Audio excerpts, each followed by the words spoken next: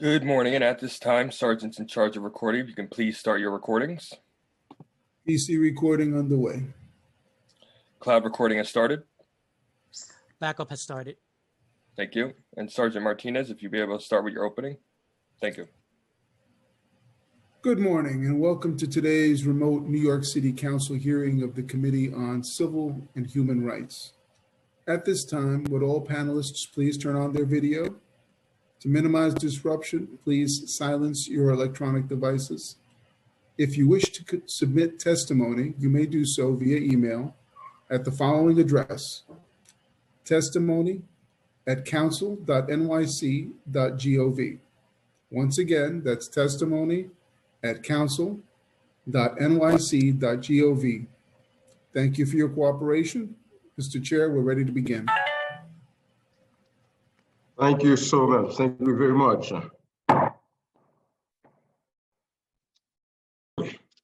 My name is Matthew Eugene, and I'm the chair of the Civil and Human Rights Committee. Thank you for joining our virtual hearing today on addressing online hate and radicalization. Before we begin,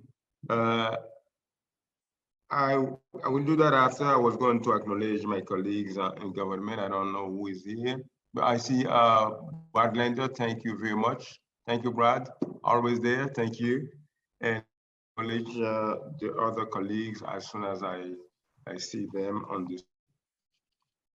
In a matter of few short decades, the internet has completely transformed the way the world is. Social media in particular has gained significant popularity with over 3.48 billion users in 2019, representing the half of the world's population. While social media platforms have greatly facilitated the ability of individuals, businesses, and various social groups to share and exchange information, this new technology has also enabled the spread of misinformation and hateful or violent ideologies.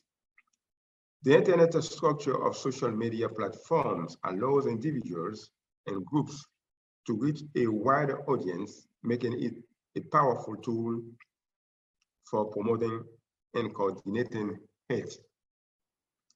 In a survey conducted by the Anti-Defamation League this year, 44% of Americans surveyed said they experienced some form of online hate or discrimination, while 35% said they were targeted online in relation to their sexual orientation, religion, race, ethnicity, gender identity, or disability. There has also been substantial growth in the number of hate groups in the United States. The Southern Poverty Law Center, an organization that tracks hate groups, and reported annual increases in the number of such groups, particularly since the 2016.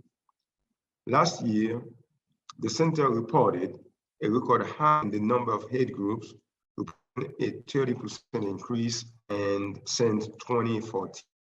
This increase has also correlated with an increase in hate crimes and incidents of domestic terrorism. Contrastingly, prior to 2016, the number of hate groups had been falling for 3 years. These findings were recently echoed by the testimony of the FBI Director, Christopher A. Wray, before the House of Homeland Security Committee in September. It is clear that online hate poses a very clear and present danger to the public safety and social cohesion.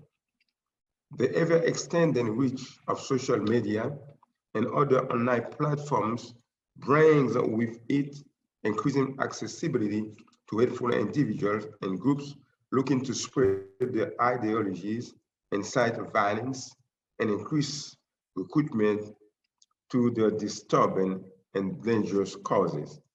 While there have been attempts to address increase in online hate and radicalization.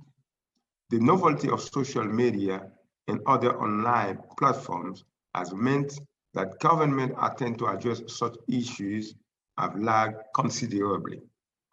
This hearing represents an opportunity for this council, city agencies, advocates and social media platforms alike to explore and improve the ways in which society addresses and responds to the proliferation of online hate and radicalization.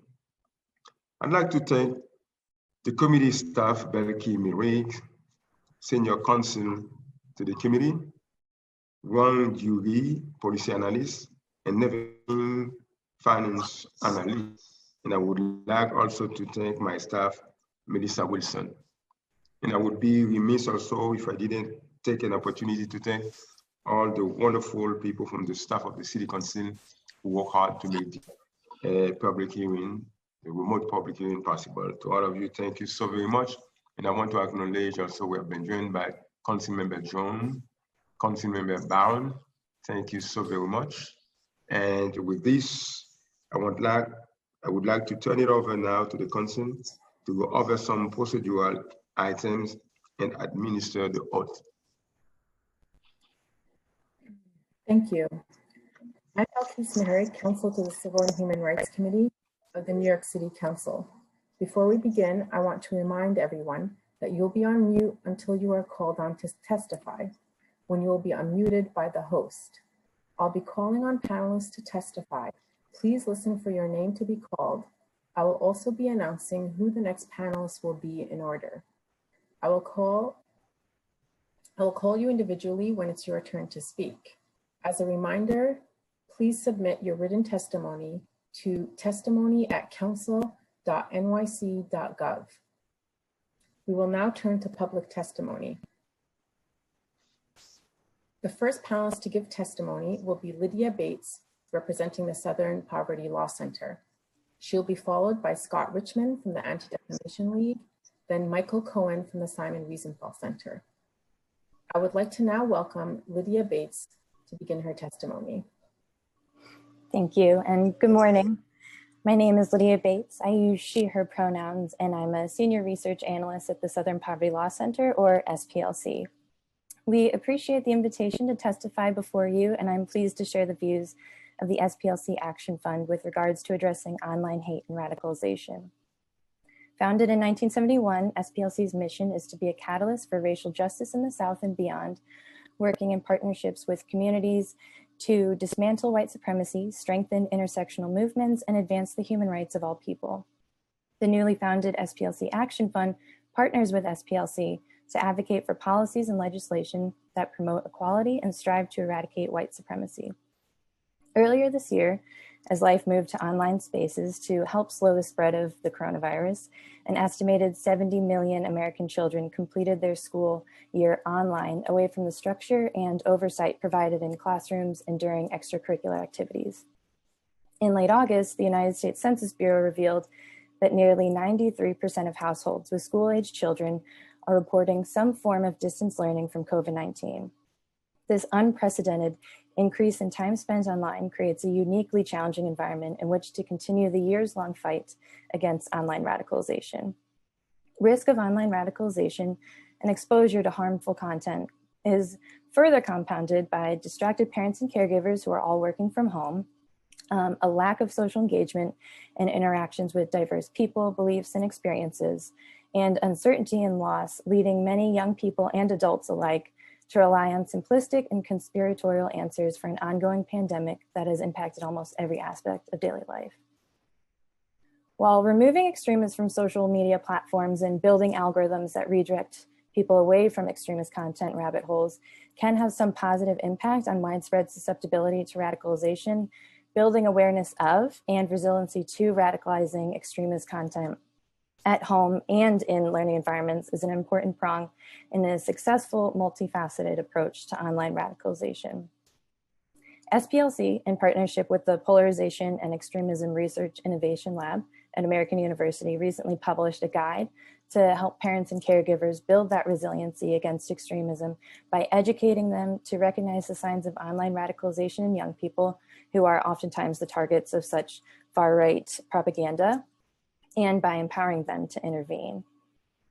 Parents and caregivers are the most crucial frontline defense against hate and radicalization.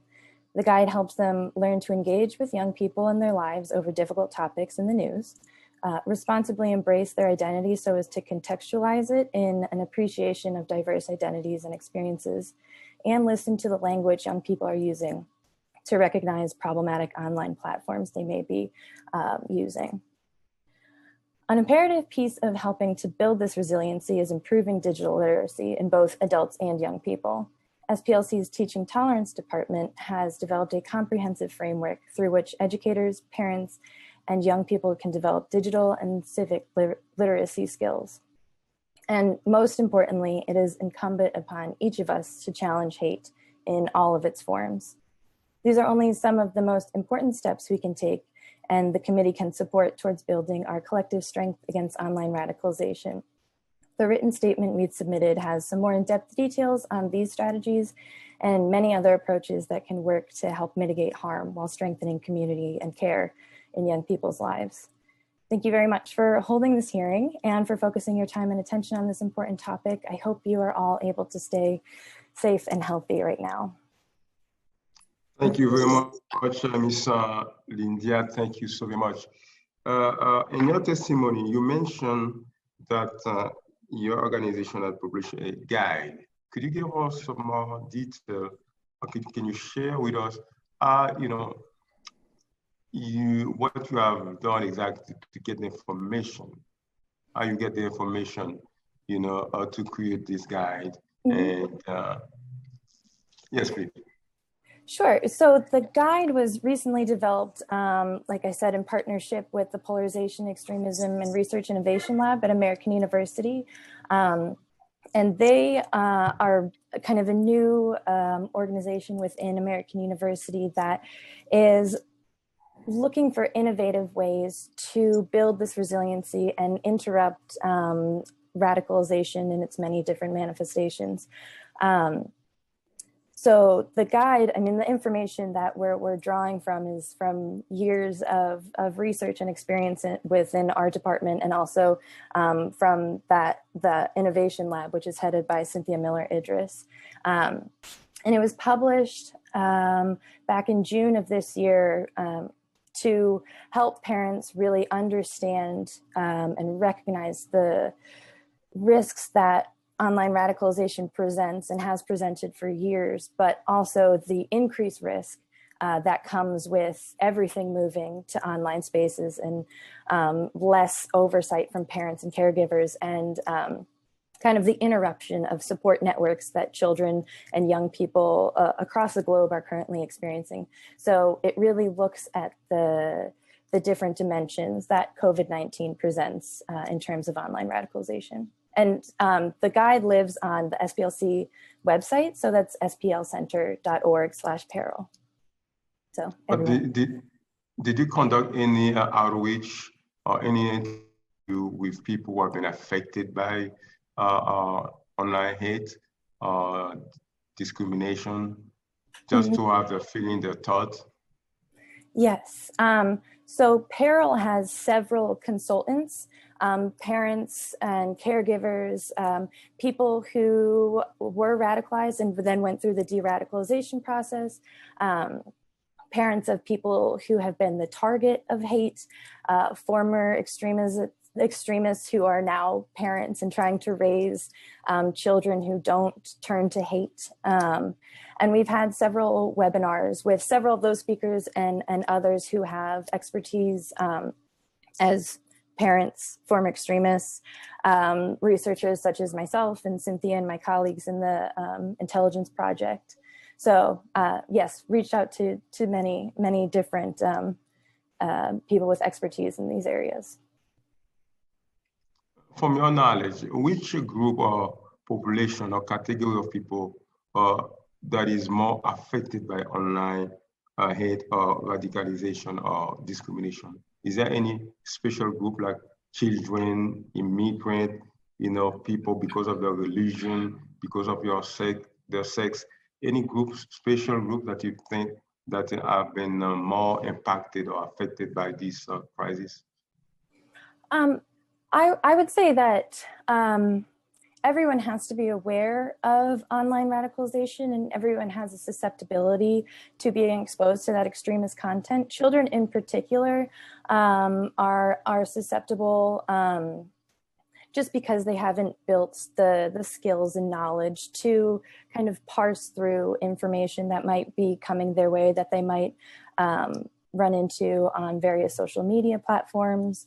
And they haven't been building the skills and knowledge to discern between something that's false and might be extremist, and also might be taking advantage of them and potentially predatory, and information that's coming from sound sources. So children in particular have a susceptibility to these online radicalization. You know that, and I keep saying that all the time. I know that all of us, we know that New York City is home to so many people from all over the world, speaking several languages.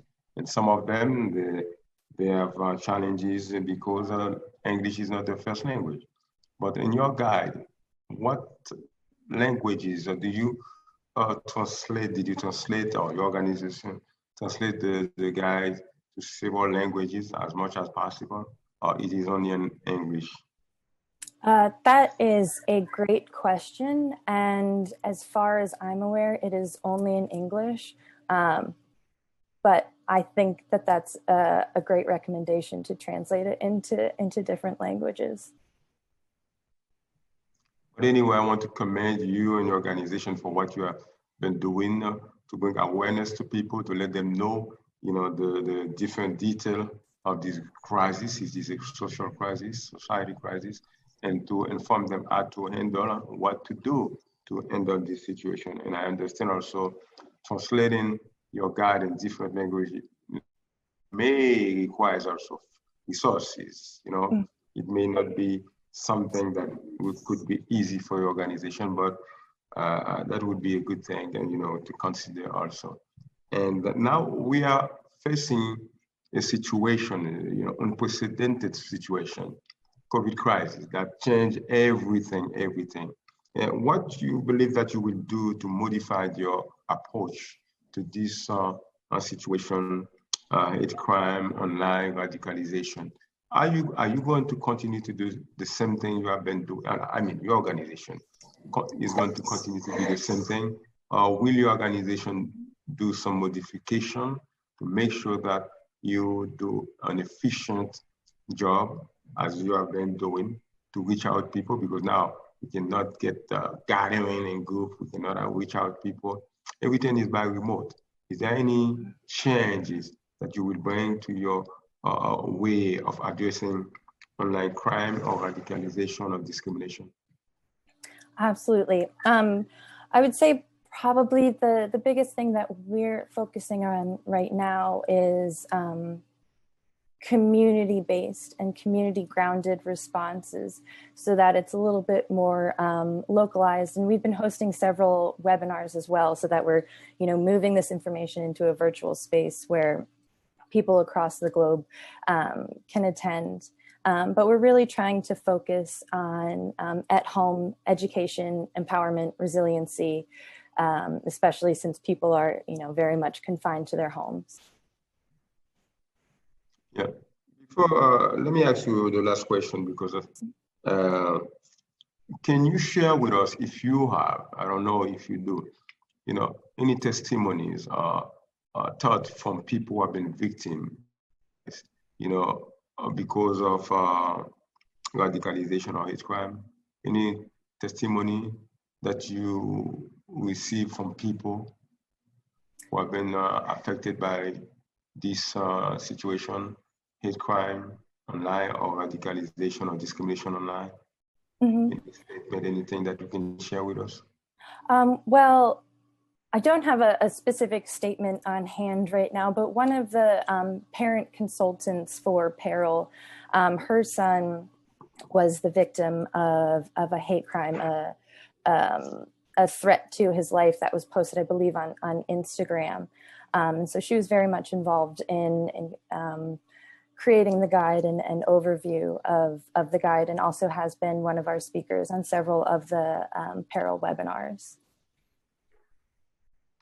Thank you so very much, Ms. Bates. I appreciate what you are doing, and thank you so very much. Have a wonderful day and stay safe. You too. Thank you so much. Thank you. Thank you. As a reminder to council members, if you have any questions, please use the Zoom raise hand function and we'll call on you in the order that your hand is raised. Oh, I'm sorry. I'm glad that you mentioned that, Becky. Any council member got any questions? For now, for Ms. Bates. Hearing none. We can probably go on to the next witness then. Thank you, Ms. Bates. Okay. Thank you. Our next witness is Scott Richmond from the Anti-Defamation League. Scott?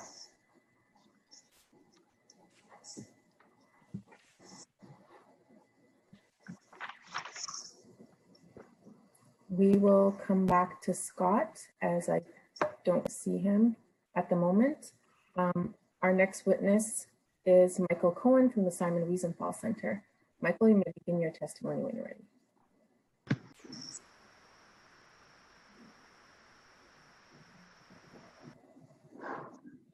All right, Michael, you may start anytime. It seems that you are on mute. Michael, you're still on mute. Give us a second to unmute you. There we go. You should be. Can you hear me? Yep. Great, thank you so much. My name is Michael Cohen, and I am the East Coast Director of the Simon Wiesenthal Center. With a constituency of over 400,000 families, including approximately 150,000 in the tri-state area, the Wiesenthal Center stands as a global human rights organization confronting anti-Semitism, hate, bigotry, and terrorism, while promoting human rights and dignity for all. Mr. Chairman, thank you so much for providing the Wiesenthal Center an opportunity to address the Committee on Civil and Human Rights on the critical issues of online hate and radicalization. Firstly, I want to thank the many members of the Council for using their portions of their Digital Inclusion Initiative resources in this past budget cycle for exactly the purpose of this oversight hearing, ensuring that our next generation is aware of the online hate directly targeting them and preparing them with the skills necessary to be active partners in combating online hate. We are experiencing in real time how hate, marketed 24/7 on social media, plays an outsized role in increasing both radicalization and in inspiring the increasing hate crimes on our streets. This impact is only amplified since the outset of the COVID-19 pandemic. As many of you are aware, the Wiesenthal Center's Digital Terrorism and Hate Project, which thanks to the foresight of the Council, will now be conducting our nationally renowned workshops in New York City public, middle, and high schools throughout the 5 boroughs.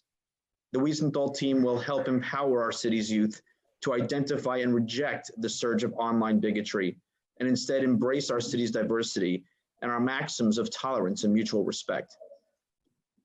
Our institution's senior researchers daily monitor trends of online hate, and the Wiesenthal Center regularly meets with social media giants to demand the removal of hate and haters from their powerful platforms. We have prepared a booklet which has been distributed digitally to all members of the Council, which displays the scope of online hate and radicalization targeting our children and our communities. The Wiesenthal Center once again would like to thank the members of both the Council and this important committee for recognizing the importance of this issue and for partnering with us in an effort to provide our local communities with additional resources necessary to directly join on the front lines in the fight against online hate. Thank you so much. Thank you very much, Michael. Thank you. I want to take the opportunity to thank you for what you and Simon Wiesenthal have been doing. I know that you are doing a wonderful job in bringing people together, going to the school and bringing,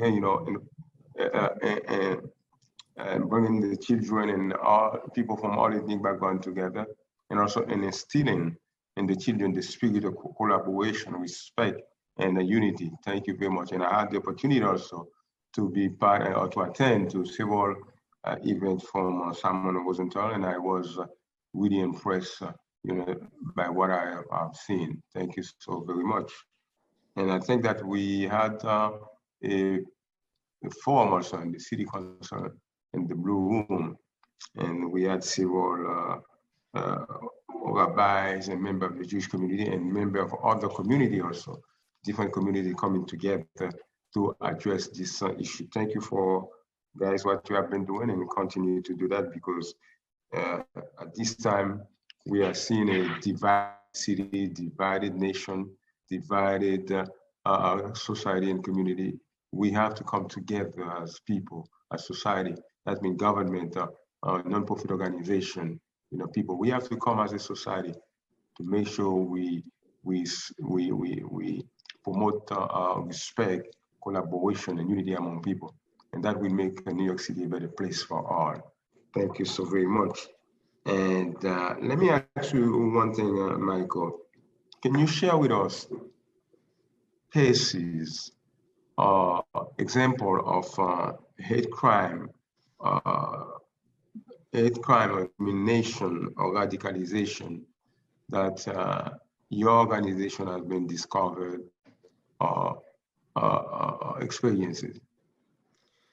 Sure, and Councilman, first of all, thank you very much, for your kind words, and I'm blessed to personally know your dedication to these issues. I remember when we first met, you were running an organization called Youth for Education and Sports, which specifically worked to bring people and our next generation together, specifically to fight all of the kinds of hate that we now see today. And it's great to see that you're on the front lines here, recognizing with the committee the importance of fighting it online and the digital experiences that we're seeing. So really, thank you for all of your efforts, first and foremost. But secondly, as you said, we are constantly seeing a direct line drawn between what we're seeing online and what we're seeing on the streets. We have seen, time and time again, people, once they've been apprehended for a hate crime, trying to say that they believed a certain kind of thing because they saw it online, because they believed it online. There was an instance that we dealt with just in the early parts of the pandemic, where you had a city council member just across the river in New Jersey, who ended up saying some things online, saying some things that were derogatory against a number of different communities. And when questioned about it, young council person, he was 29 years old, his response was, well, this is what I saw online. This is what I saw in all of these kinds of instances. And once there was an opportunity to discuss that and to see what was real and what was not, it was so readily apparent that unfortunately everybody is susceptible to what they're seeing online, particularly in the COVID-19 pandemic, when we're so much interacting with our digital, just digitally on a day-to-day basis. One of the other things that we see constantly, which is affecting our children, is also the dramatic increase of interactive online gaming. I saw with my own children, watching one of my kids playing a game of pool online and seeing Team Hitler with a little Hitler sign and a face of that individual, trying to say, let's win one and we can bet on how many Jews we can kill. These are the kinds of things and the kinds of methodologies that those who hate are trying to use. They're very creative and they're always a step ahead. So we have to make sure to be right behind them and have these kinds of hearings and have the kind of programs that we have to make sure that we are helping our next generation identify these issues and make sure they recognize that we're here to help them and what reporting they can do to help take some of those things off of the social media. Thank you very much, Michael. I know that also you are a legislator also. People don't know that. And you have been in government for a long period of time.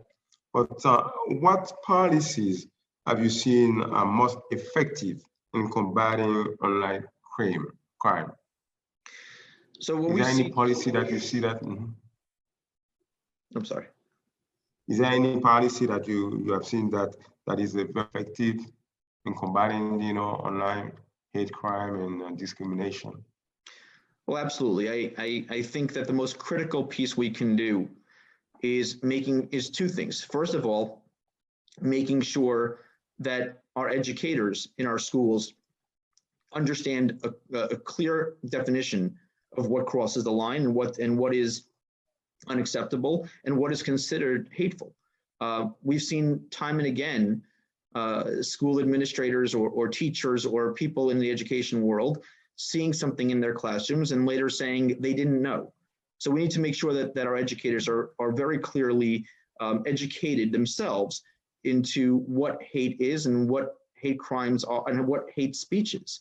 We also need to make sure, and this is something that the Wiesenthal Center, with your help and the work and the help of your colleagues is able to do, is go into schools directly and make sure that as young as middle school and even earlier now, unfortunately, that we have the tools necessary to teach that just because you see something online, just because you see something on social media, doesn't mean it's true.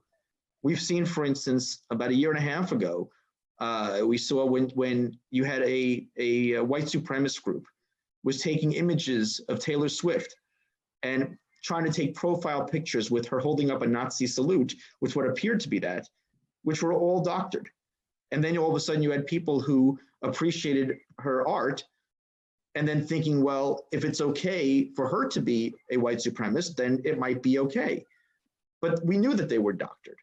But the question is how do you educate an 11-year-old or a 12-year-old to make sure that they understand that that is something that you have to question if it doesn't seem right, that you need to question that. So we have put our programs and our workshops into New York City public schools and into schools throughout the region and around the country to make sure that kids as young as middle school have workshops to learn how to identify what is hate and what is things that appear irregular are really irregular, and also to empower them. Because one of the things you hear from educators throughout is that we need to make sure that our young people understand that they have a social responsibility to be part of the answer to that problem. So we actually have also, which we distribute, an app which allows for a student, if they see something like that, allows for somebody as young as a 10 or 11-year-old to anonymously put into an app, I think this is hateful, I think this is wrong, and for it to get checked out and for us to look at it, and if it's wrong, for us to go to the appropriate social media platform and try to fight to make sure it's taken off. So it's about teaching social empowerment to our next generation, and also making sure that they understand how to properly identify what they see, whether it's hateful or whether it's real or whether it's something that they need to report. Michael, I know that Simon Rosenthal has published, a report card, very important document. But can you give us some few details? Can you talk about the report card, issues are, by Simon Rosenthal every year, and what has been the response to your advocacy effort by government and the tech company, the companies that, online companies? I know that you have been in the forefront of advocacy to make sure that those companies understand that they have to be part of this effort. What has been the response, by the government and by those companies? And also, if you want, can you tell us about the report card also? Sure. So as you know, we each year come out with a report card, which, I believe it was 2 years ago, you hosted a press conference at City Hall with us, demonstrating the report card that shows specifically a letter grade for each of the social media platforms and how they are doing in combating hate, racism, bias, and all of the kinds of things that we're talking about today. And 20 years ago, when we first started this program of demonstrating via a letter grade their efforts, at first they were closing their doors on us. They didn't want to hear from these kinds of things. But suddenly the PR of them seeing, I got an F on how I deal with racism, or I got an F on how I deal with online hate, And then when direct lines were shown, when folks were posting after a hate crime, all kinds of things about trying to show, look why they did it on their platforms. Those kinds of things put pressure, because it's very hard with the free speech arguments to put legal pressure in certain ways. And yes, there is a distinction between hate speech and free speech, which we have to be very careful of. And there are increasingly specific definitions of different kinds of hate, which can be used in those regards. But a lot of it is the commercial pressure and the public pressure. And what government officials like yourself have done is to make sure that those kinds of instances where, let's say, when we do a report card, which can highlight either their lack of effort or their increased effort on those matters, where it gets highlighted, where it gets publicity, where it gets recognized, so that they feel that from even a shareholder perspective, that they have to listen. And also doing that with elected officials, show them, and these kinds of hearings show them, that if they don't self-police, that we're going to have to help police for them with other regulations, which they don't want. So exactly these kinds of hearings and those kinds of efforts really are helpful. What we have seen is in efforts such as Facebook, where Facebook now has a team that specifically deals with these kinds of matters. So when people report to our team, about a hate crime or about a hate site or about something of that nature, we now have relationships with people who are specifically designated at some of those social media platforms to be able to make sure that they not just understand that they need to take down hate speech, but that they understand the nuances of things that are being posted and why they are considered hate speech when perhaps they didn't even realize themselves. So those kind of increased relationships, the fact that some of those social media platforms that are more responsible are starting to design those kinds of either committees or workshops or teams has been something positive.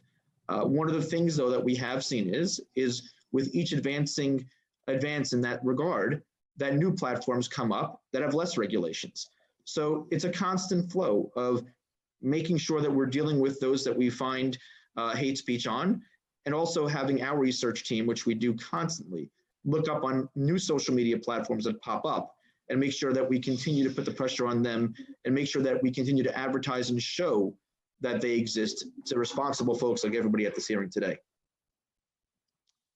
Thank you so very much, Michael, and thank you for what Simon Rosenthal and yourself and your staff are doing to ensure that people can live in New York City with peace of mind without any fear of being insulted or discriminated or disrespected because of their race, religion, or their belief or sexual orientation. Thank you so very much. And is there any question for my colleagues for Michael? I see no raised hands.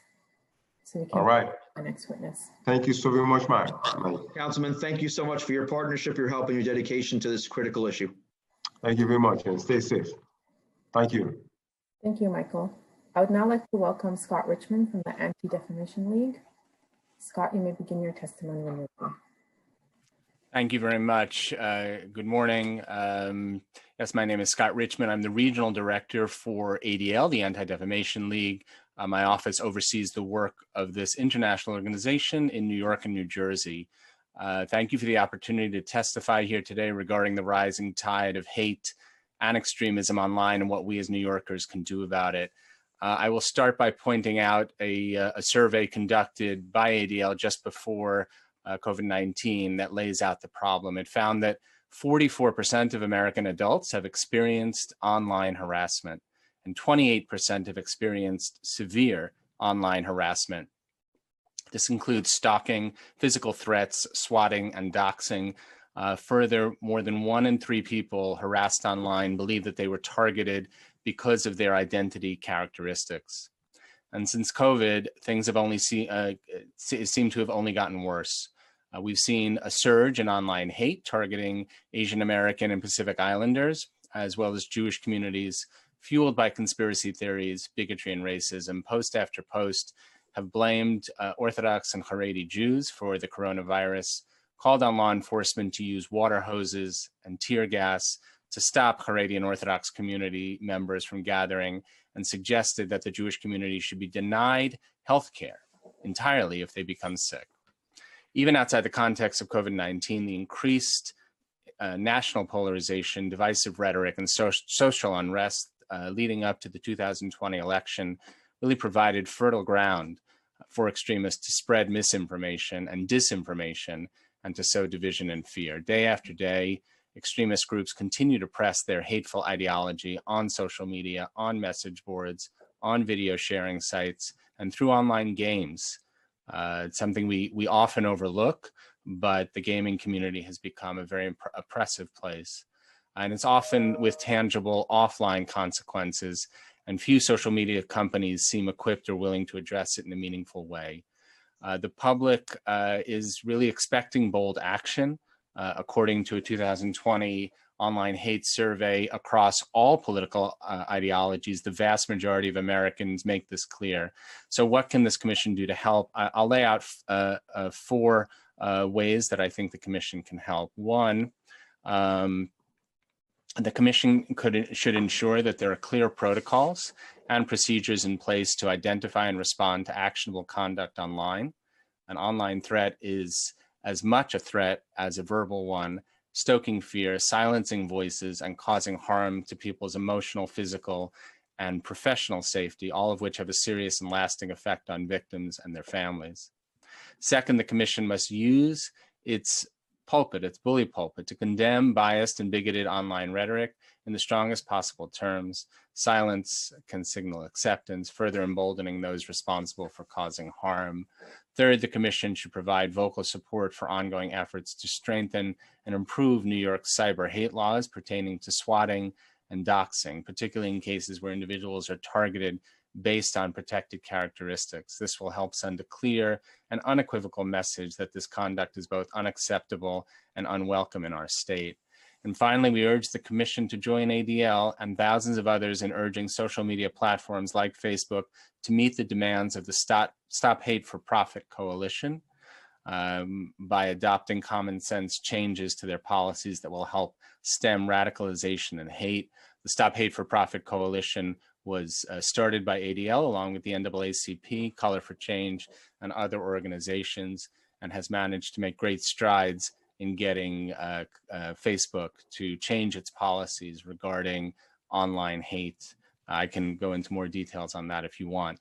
And that's really the 4 recommendations. And I thank you for your time and attention to this critical issue. We look forward to continuing to serve as a resource for the commission as it works to ensure that New York City is a safe, welcoming, and inclusive city for all, both online and off.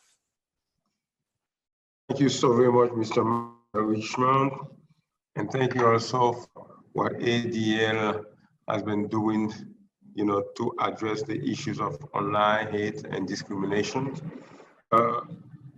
Mentioned in your testimony, harassment and severe harassment. Can you elaborate on the distinction, the difference between harassment and severe harassment? So what I'm trying to look for is the impact of certain cases of harassment, online harassment, on the behavior and the psychology of people. How, severe harassment can affect people in the community, if you want. Look, problem with cyber harassment is that everybody sees it. It's not just that you feel it because you feel oppressed, but that it's very, very visible. It's very public. I mean, it's as if you've published that in the newspaper or much more than that. I mean, it has a global audience. It could be shared. If a person is harassed in their workplace, it could be that only you and the person harassing you know that. It's very, very limited. And then other people can join in, pile on. Obviously cyber harassment has many, many more implications. People can make all sorts of assumptions about you. And then it could involve doxing, where the person's name is given out, address is given out, family members.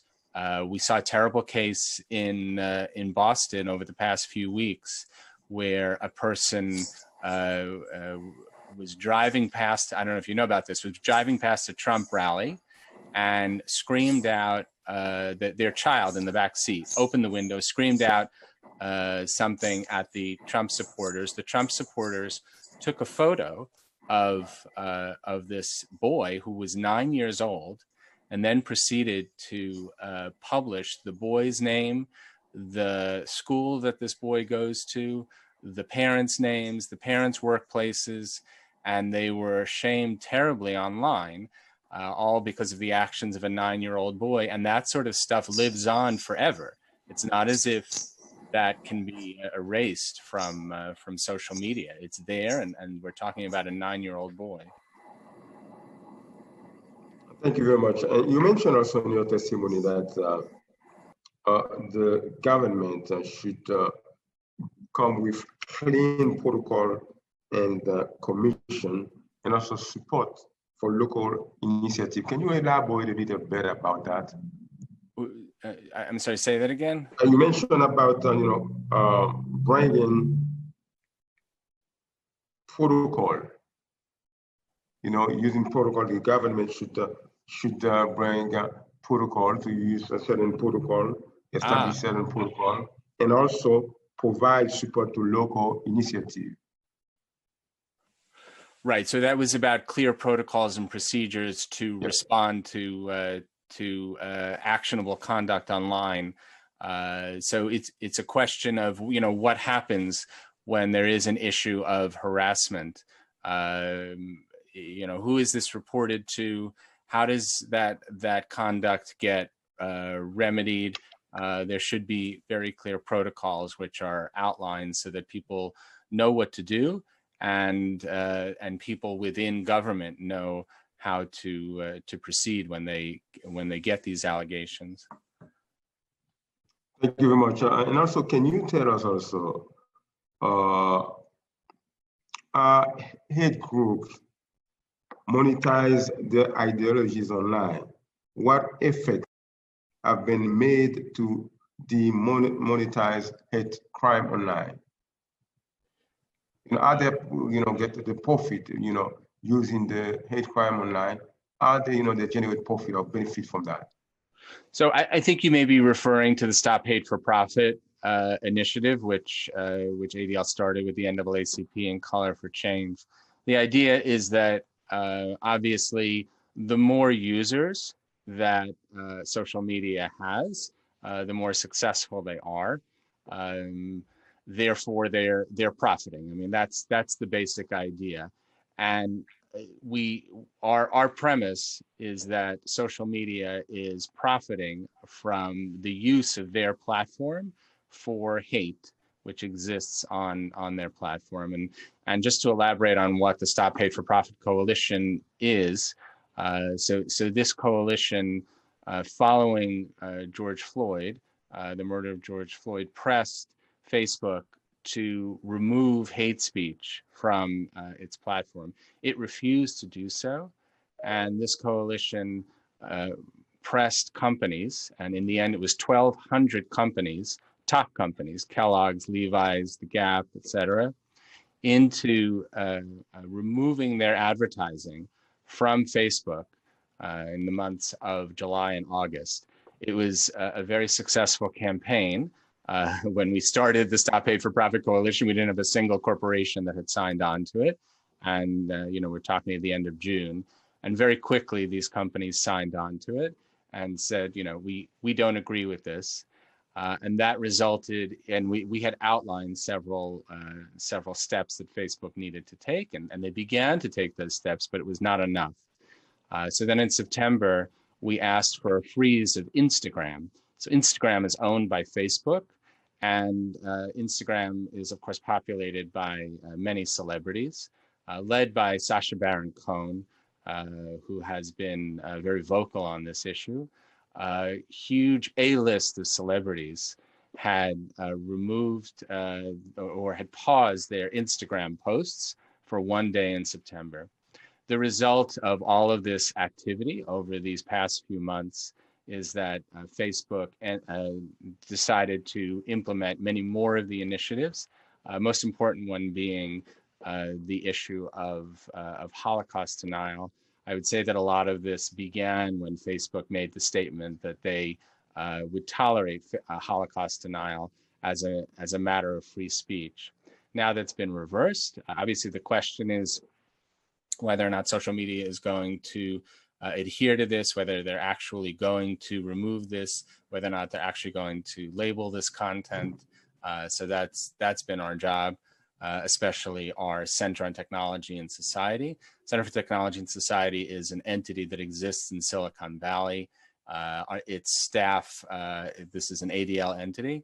Its staff is composed of software engineers and people who come from that world, who come from all of these different social media companies, and they work with the social media companies when there are issues that arise, not only to raise the issues with them, but to actually help them solve the issues. These are people who can code.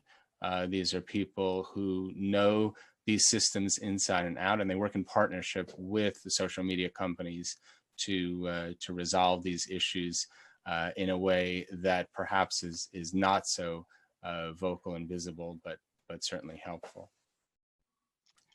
Thank you very much, Mr. Richmond.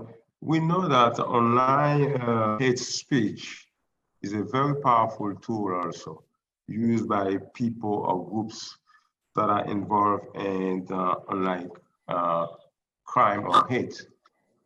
And we know also the First Amendment is a very important part of our Constitution, cherished by many, and this sacred, right, I can say. But what we can do to combat online hate speech without running afoul of the First Amendment? Can you comment on that? So the First Amendment says that government should not deny speech. It doesn't say anything about this private company denying speech.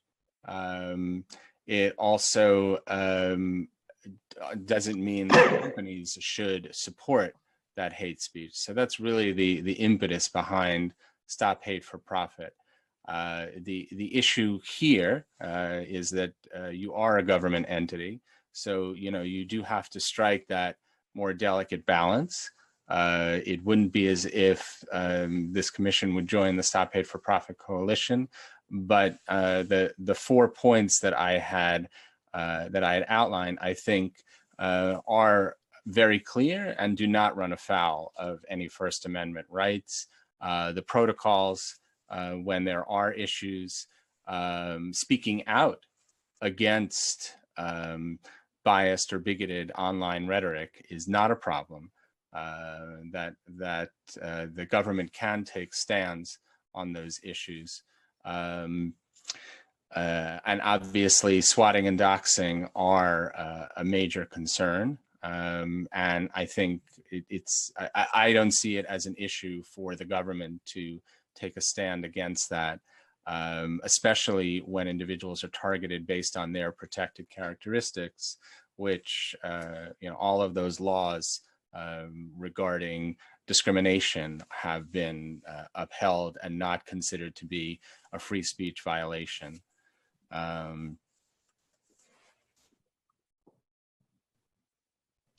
Thank you very much, Mr. Richmond. I want to thank you and ADL for what you have been doing, for the community to address this violent crisis.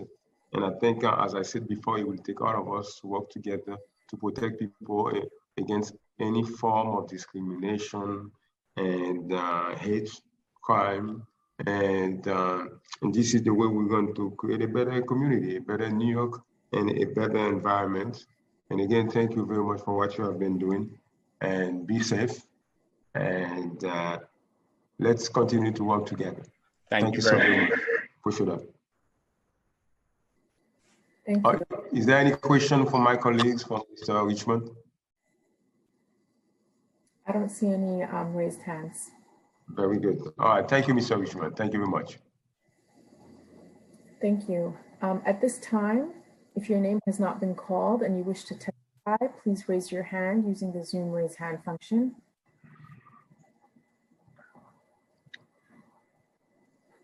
As there are no raised hands, I'll now turn it back to the chair for closing remarks. Yeah, but before I give my closing remark, So I know that, I don't know if Michael Cohen would be willing to, answer some question or share some information with us. I know that you have been doing a lot of outreach and effort to inform the children, about the hate crime, online hate crime.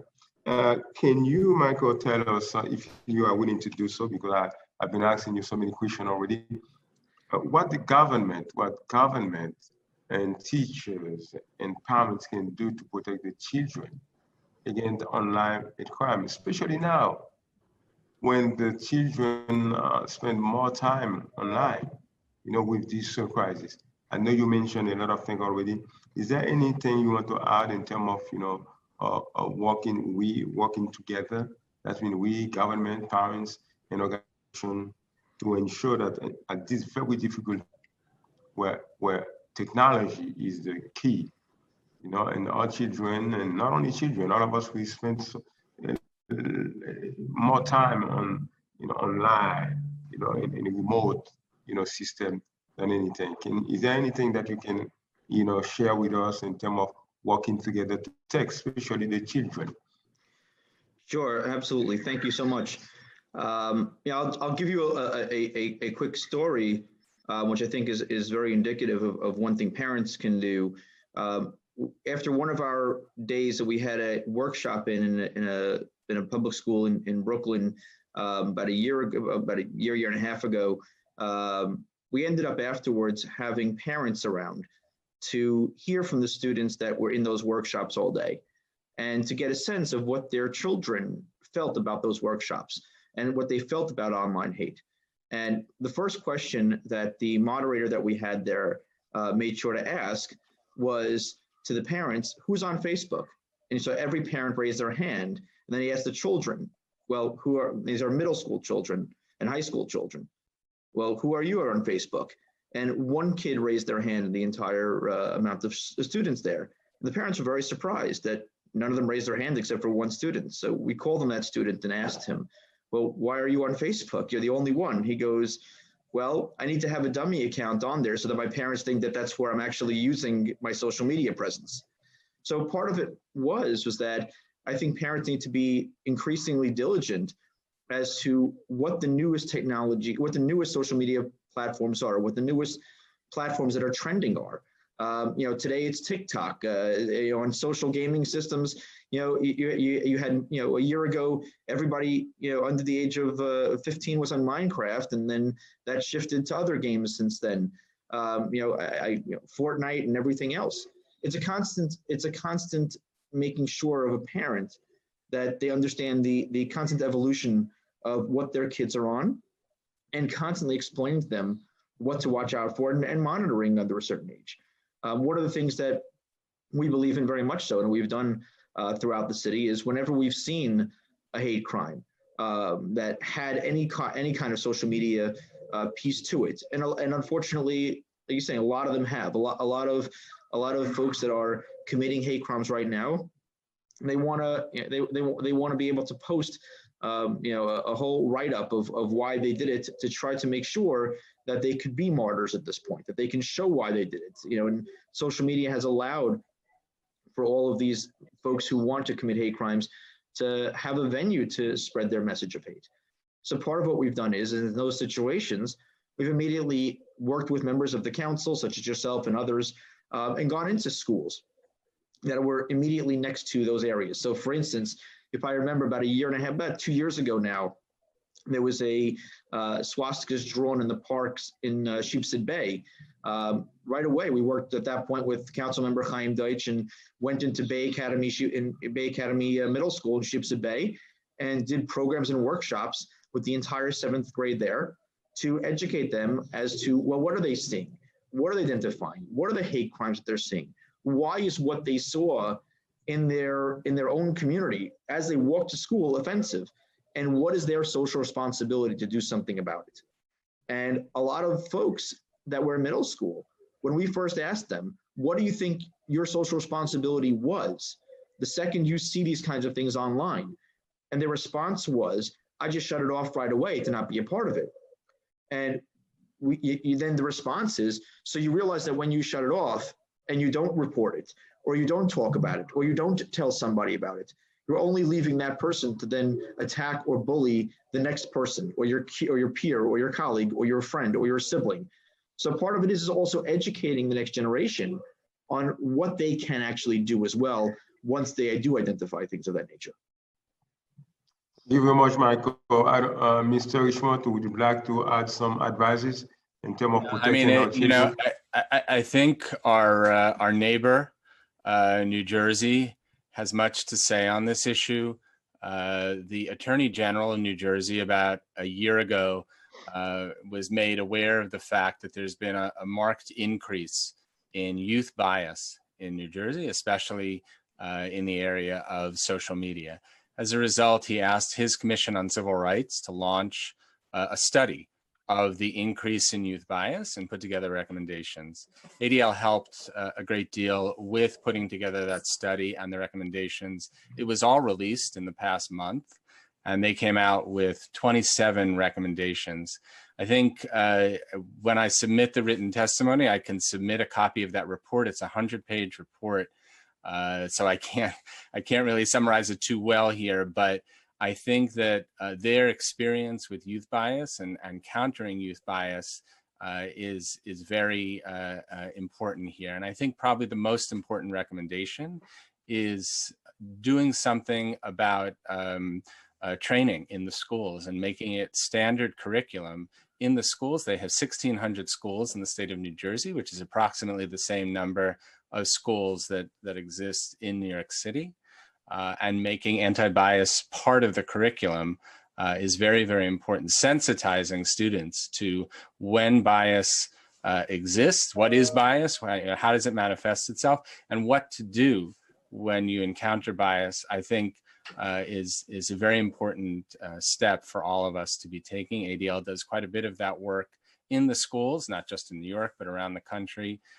We work with the Department of Education in New York City to implement that, and that's been a very important piece of our work for decades. But it's not in every school, and I think it would go a long way if we found a way to do that kind of anti-bias work and make it really standard, and anti-bullying for that matter. Thank you very much, Mr. Richmond. Thank you, and Michael. Thank you very much, and I thank all the members of the city and Barkey. Thank you so very much, and all the members, the staff of the Civil and Human Rights Committee. Thank you. And let me conclude by saying that it is our moral responsibility as society, as people, as a city, to come together to do everything that we can do to make sure that everyone can be respected, regardless of race, religion, affiliation, and socioeconomical situation. Everyone has the right to live in New York City with respect and dignity. And hate crime, online hate crime, is a reality, something very powerful that affects so many people. And when people are affected by crimes or online discrimination, they can be traumatized for life. That can disturb their life, not only their life, but also life of the members of the family. That can break families also. Mental issue is a very, very powerful and also negative situation on any human being. And I think that it is our moral responsibility. We have all to come together to make sure we combat, we eliminate any type of online crime or hate, any type of discrimination, online or not, and any form of discrimination. And I commend all of you for what you have been doing. And we have to continue to work together, especially to protect the children, because we say that the children are the future of the city, the future of the society. They are going to be what we create on them. They are going to be the positive citizen, the proactive citizen, if we make the effort to instill in them the intrinsic values, the respect of people. But if we don't do that, they will train the other groups to continue to create, to empowered to implement, to make online hate crime more powerful and more difficult also to eliminate. So to all of you, thank you so very much. Have a wonderful day, be safe, and may God bless you all. Thank you so much. With that, the meeting is adjourned.